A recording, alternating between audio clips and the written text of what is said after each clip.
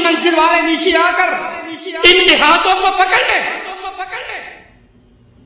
اور ان کو روک لیں، خود بھی بچ جائیں گے اور ان کو بھی بچا لیں گے۔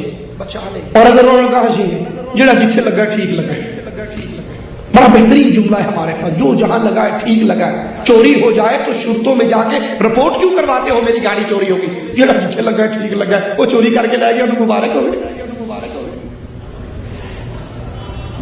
جو جہاں لگا ہے ٹھیک لگا ہے، کہنا نہیں جی یہ مطلب نہیں، دین دے وچ جڑا جتھے لگا ہے ٹھیک لگا ہے، میری کوئی اٹھ پٹ کے بیٹھے گا میں تون بن جانا، اس کا مطلب ہے تجھے اپنے گھر کی غیرت ہے، دین محمد کی غیرت نہیں ہے۔ جو جہاں لگا ہے ٹھیک لگا ہے، یہ امت محمدیہ کا جملہ نہیں، یہ بنی اسرائیل کا جملہ، جنہوں نے یہ عمل کرنا چھوڑ دیا، نیکی کا حکم نہیں دیتے تھے، برائی سے روکتے نہیں تھے۔ رسول اللہ صلی اللہ علیہ وسلم نے فرمایا خبردار لوگوں کو نیکی کا حکم دینا، برائی سے روکنا، اور اگر یہ کام نہیں کرو گے پھر تم پر اللہ کا عذاب آئے گا۔ آج عذاب نہیں تو کیا ہے؟ روز صبح کا اخبار پڑھ لو تو مشہور جملہ بن گیا، ایک بندے نے دوسرے سے پوچھا آپ کی صحت کیسی ہے؟ کہا جی ایک ہفتہ ہو گیا ماشاءاللہ بڑا فریش ہے۔ کیوں بھائی خیریت ہے؟ میڈیسن کھا رہے ہو؟ کیا کھا رہے ہو؟ کہا نہیں ایک ہفتے سے اخبار نہیں پڑھا۔ بالکل ٹھیک، اخبار پڑھتا ہوں اس کے اندر سوائے ٹینشن کی کوئی بات نہیں، اتنے مسلمان ادھر مر گئے، اتنے مسلمان ادھر مر گئے، اتنے مسلمان ادھر مر گئے، سوائے مسلمانوں کے قتل و غارت کے علاوہ کوئی خبر ہی نہیں۔ فرمایا تم پر اللہ کا عذاب مسلط ہوگا، پھر تم رو رو کے دعائیں کرو گے، رحمت کی 2.5 گھنٹے کی دعاؤں میں بھی جاؤ گے، قبول ایک بھی نہیں ہوگی۔ کیوں؟ نیکی کا حکم دینا تم نے چھوڑ دیا ہوگا اور برائی سے روکنا چھوڑ دیا ہوگا۔ یاد کر لیجئے نیکی کے حکموں میں سب سے بڑی نیکی کیوں جی کون سی ہے؟ نماز پڑھنا، روزہ رکھنا، حج کرنا، جہاد کرنا، صدقہ دینا، خیرات دینا۔ سب سے بڑی نیکی کیا؟ سب سے بڑی نیکی یہ ہے یہ پیشانی جو غیر اللہ کے سامنے جھکی بھی اس کو اٹھا کر اللہ کے سامنے جھکا۔ توحید کی دعوت کائنات کی نیکیوں میں سب سے بڑی نیکی۔ اور افسوس اکثریت توحید کے دعوے داروں سے بھی توحید کی دعوت چھوٹ گئی ہے۔ وہ کیوں چھوڑ چکے ہیں؟ مول صاحب تھوڑی گل تو ٹھیک ہے، شرک کی مذمت ہونی تو چاہیے، توحید کی دعوت ہونی تو چاہیے، لیکن خیال کرو الیکشن کا سیزن ہے اور میں نے کی سیٹ کے لیے کھڑا ہوں اور میرے سامنے جو مجمع ہے نا اس میں اکثریت بریلوی اور شیعوں کی ہے، اور اگر اس میں میں نے کہہ دیا کہ اللہ ہی غوث اعظم ہے، اللہ ہی مشکل کشا ہے، اللہ ہی حاجت روا ہے، اللہ ہی داتا ہے، اللہ ہی غریب نواز ہے، اللہ بندہ نواز ہے، اللہ بندہ پرور ہے، اللہ اولاد دیتا ہے، ڈولے شاہ اولاد نہیں دیتا، اللہ وہ عظیم ذات ہے جو گنج بخش ہے، چاہے نبی کو نوازے، چاہے بلال کو نوازے، چاہے مسلمان کو نوازے، چاہے کافر کو نوازے۔ اگر یہ آواز کہہ دی مولوی صاحب میری صندوقڑی جو ووٹ کون پائے گا، مجھے ووٹ کہاں سے ملے گا؟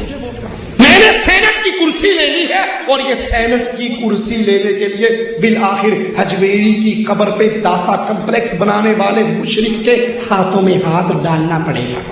یہ الیکشن کا سیزن ہے، متحدہ مجلس عمل کے پلیٹ فارم سے ہم نے 10 سیٹیں منظور کروائی ہیں۔ اب اس اتحاد کو برقرار رکھنے کے لیے ایک ہاتھ میں ساجد نقوی کا ہاتھ اور ایک ہاتھ میں نورانی کا ہاتھ لینا پڑے گا، ہماری مجبوری ہے۔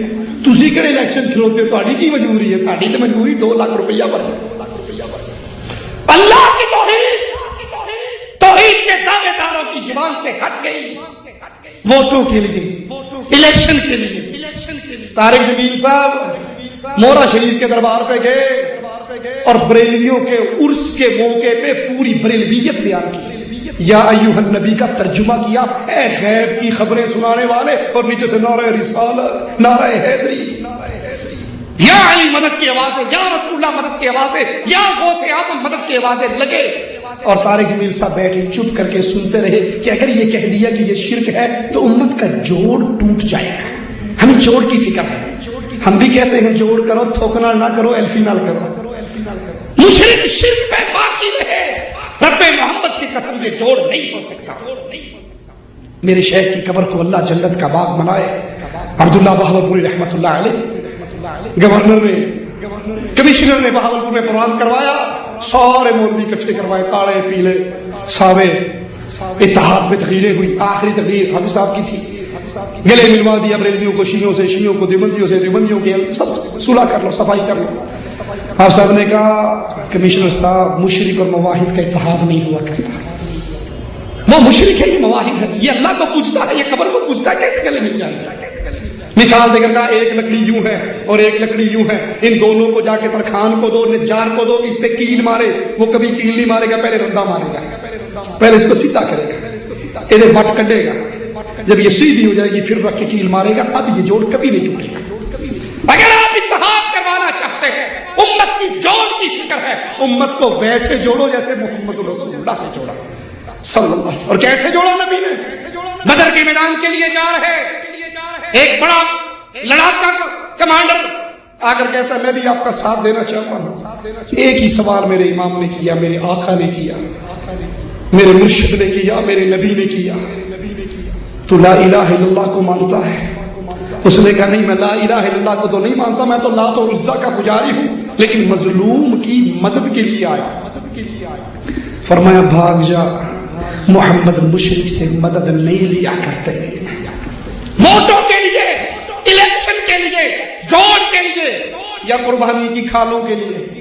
اجی مولوی صاحب آخر چندہ بھی تو اکٹھا کرنا ہے، قربانی کی کھانا بھی تو جوڑنی ہے، یہ سیزن ہے قربانی کی کھالوں کا، یہاں توحید کا آوازہ نہ لگاؤ، تین دن کے اجتماع اٹینڈ کر لیجئے، آپ کو توحید کی دعوت نہیں ملے گی، نظر نہیں آئے گی۔ کیوں؟ چندہ لینا ہے، قربانی کی کھال اکٹھی کرنی ہے، توحید کی دعوت ہم سے چھوٹ گئی۔ امر بالمعروف میں سب سے پہلا کام لا الہ الا اللہ کا وعدہ ہو۔ قبروں پہ گرنے والوں، یہ داتا نہیں ہو سکتے جو مر جائے، یہ غوث آدم نہیں ہو سکتے جن کی اپنے یتیم ہو جائے، یہ بری نہیں کر سکتے جن کی اپنی بیوہ ہو جائے، یہ گنج بخش نہیں ہو سکتے جو کپڑے اتارنے کے قابل نہ رہے، غسل کرنے کے قابل نہ رہے۔ یہ توحید کی دعوت آج توحید کے دعوے داروں کی سٹیج سے غائب ہے۔ کسی کو کوئی مصلحت ہے، کسی کو کوئی مصلحت، اور یہی ہماری ذلت کی وجہ ہے۔ اللہ سے دعا ہے اللہ ہمیں توحید کی دعوت کو سمجھنے کی توفیق عطا فرمائے، اس کو بیان کرنے کی توفیق عطا فرمائے، اور دنیا کے ہر طرح کے لالچ اور ڈر سے نڈر ہو کر سچی دعوت لا الہ الا اللہ کی پکار لگانے کی توفیق عطا فرمائے۔ ایک بھائی کا سوال ہے، السلام علیکم ورحمۃ اللہ وبرکاتہ۔ سید توصیف الرحمان راشدی صاحب، سوال یہ ہے کہ کشمیر کے جو حالات ہیں اور خون خرابے کا جو ماحول ہے، کیا ان حالات کو جہاد کہا جائے گا یا فساد کہا جائے گا؟ قرآن و حدیث کی روشنی میں جواب دیں۔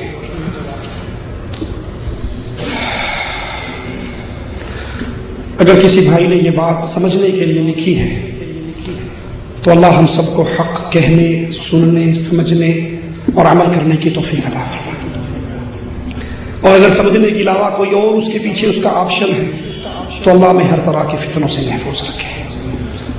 جہاد کے لیے صحیح مسلم کے اندر موجود رسول اللہ صلی اللہ علیہ وسلم کی ایک حدیث بیان کر کے اپنی بات ختم کرتا ہوں، تھوڑی سی اس کی وضاحت کر کے۔ آقا علیہ الصلوۃ والسلام سے جہاد کے موضوع پر سوالات ہوئے۔ ایک شخص مال کے لیے لڑتا ہے، ایک قوم قبیلے کے لیے لڑتا ہے، اور ایک مال غنیمت، وطن کی آزادی، زمین کا ٹکڑا۔ اللہ کے لیے جہاد کون کر رہا ہے؟ کون سا مجاہد فی سبیل اللہ ہے؟ تو رسول اللہ صلی اللہ علیہ وسلم نے فرمایا من قاتل لتکون کلمۃ اللہ ہی العلیا فہو فی سبیل اللہ۔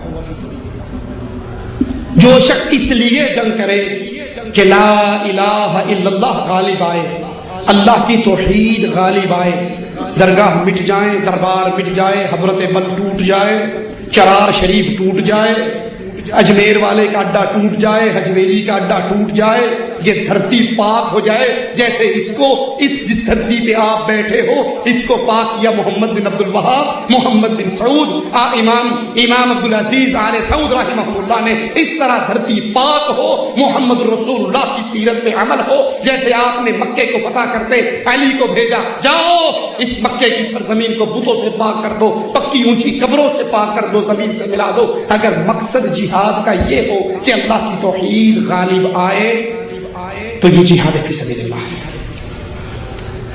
اور اگر یہ مقصد نہیں